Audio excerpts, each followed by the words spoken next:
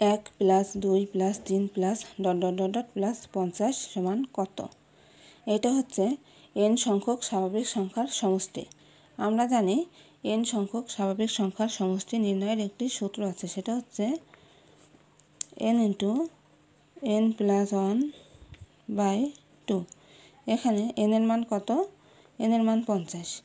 এখানে যে কোনো মান দেওয়া থাকতে পারে, 50, 60, 70, 80, 90, যা খুশি তাই দেওয়া থাকতে পারে। তো আমরা n এর মানটা বসাই নিই।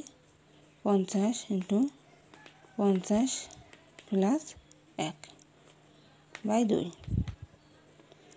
এই 2 দ্বারা 50কে ভাগ করলে হবে 25।